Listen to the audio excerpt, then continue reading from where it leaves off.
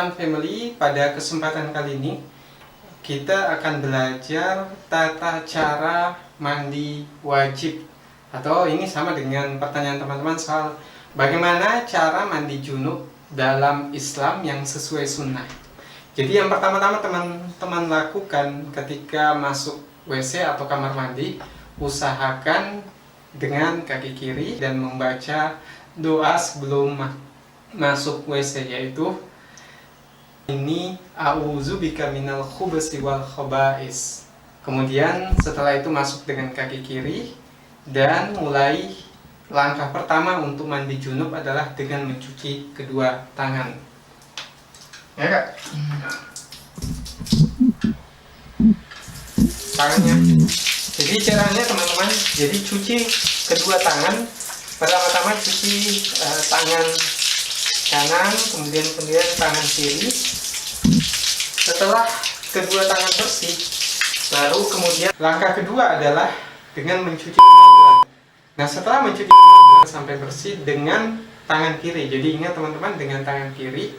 Baru kemudian langkah ketiga adalah dengan berwudu seperti biasa.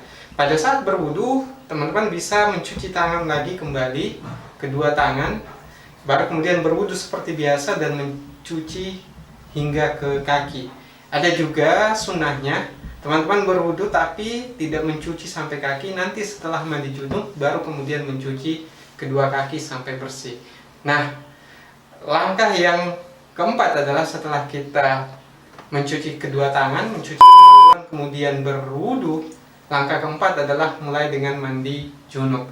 Adapun niatnya adalah nawaitul gusla lirafil hadasil akbari fardan. Kemudian teman-teman sebut nama Tuhan. Silahkan lihat teks lengkapnya di bawah sini. Nah, tata cara mandi wajib adalah yang pertama teman-teman, sesuai sunnah adalah cuci kepala dengan menyiram atau mencuci kepala sampai ke sela-sela sambil menekan-nekan. Jadi usahakan airnya masuk sampai ke kepala. Tapi ada satu tips yang sangat perlu teman-teman lakukan, terutama yang sudah berumur di atas 35-40 tahun. Maka usahakan pada saat mandi junub, usahakan menyiram kedua bahu terlebih dahulu, atau menyiram kedua paha juga.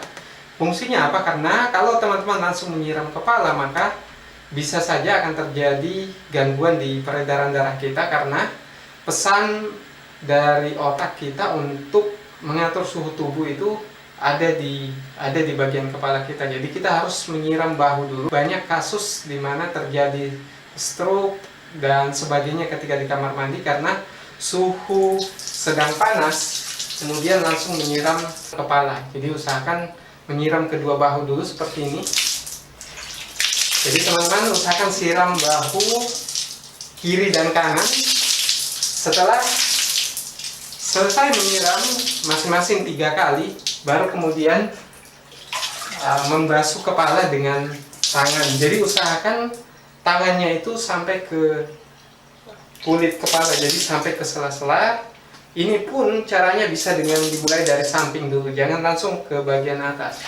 Jadi dicuci sampai bersih, kemudian setelah basah bisa kemudian disiram ke seluruh tubuh teman-teman.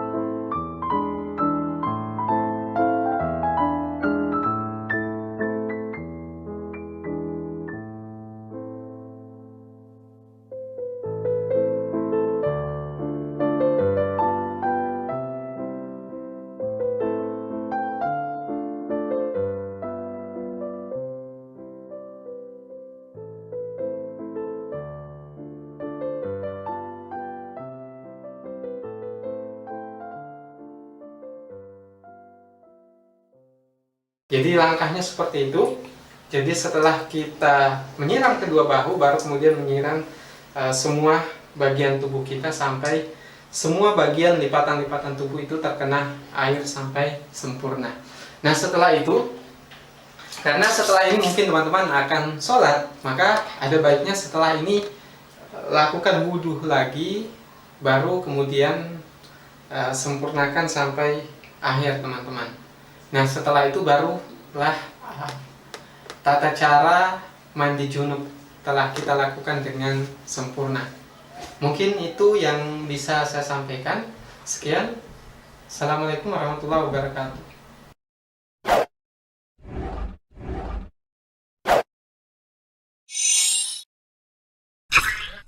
Hikmah mandi wajib. Bagaimana cara bersuci dari hadas besar? Pada pembahasan sebelumnya, kita telah ketahui bahwa cara bersuci dari hadas besar adalah dengan mandi wajib. Nah, apa saja ya hikmah mandi wajib itu? Mandi wajib ternyata mempunyai banyak hikmah. Hikmah mandi wajib antara lain: pertama, mendapatkan pahala dari Allah Subhanahu wa taala. Sebagaimana sabda Rasulullah sallallahu alaihi wasallam, qala Rasulullah sallallahu alaihi wasallam, at-tahuru satrul iman. Rawahul Muslim. Artinya, Nabi Muhammad sallallahu alaihi wasallam bersabda, bersuci adalah separuh iman. Hadis riwayat Muslim. Berdasarkan hadis tersebut, dapat kita simpulkan bahwa bersuci memiliki nilai ibadah di sisi Allah Subhanahu wa taala. Sehingga bersuci merupakan suatu hal yang berpahala. 2. Menjaga kebersihan. Praktik mandi wajib dilakukan dengan membersihkan seluruh badan, sehingga mandi wajib juga merupakan sebuah cara untuk menjaga kebersihan badan. 3. Menumbuhkan rasa semangat. Badan yang kotor cenderung membuat kita letih lesu. Mandi membuat badan terasa segar, sehingga dapat menghilangkan rasa lemah, letih, dan lesu yang kita rasakan dan menumbuhkan rasa semangat. Keempat, meningkatkan kepercayaan diri. Jika badan kita bersih, kita akan lebih percaya diri dalam melaksanakan kegiatan kita sehari-hari. 5. Memberi rasa nyaman kepada orang lain. Dengan badan yang bersih, orang akan senang berada di dekat kita. Anandaku sekalian, pada bab 3 ini, yaitu bersuci dari haid dan ihtilam, dapatlah kita ambil rangkuman di antara lain. Pertama, hadas adalah keadaan tidak suci pada diri seseorang muslim yang menyebabkan ia tidak boleh sholat, tawaf, dan lain sebagainya. Kedua, hadas ada dua, yaitu hadas kecil dan hadas besar. Ketiga, hadas kecil dapat disucikan dengan wudhu, sedangkan hadas besar disucikan dengan mandi wajib. 4. Adapun cara bersuci dari haid dan ihtilam adalah dengan mandi wajib. Mandi wajib harus memenuhi rukun-rukunnya, yaitu niat dan meratakan air ke seluruh tubuh. 5. Hikmah mandi wajib antara lain: mendapatkan pahala dari Allah Subhanahu wa taala, menjaga kebersihan dan menumbuhkan semangat, menambah kepercayaan diri, memberi rasa nyaman pada orang lain. Bagaimana Ananda? Sudah paham ya kira-kira dengan penjelasan tadi? Baiklah, sampai di sini dahulu pembelajaran kita hari ini. Mudah-mudahan dan insya Allah kita akan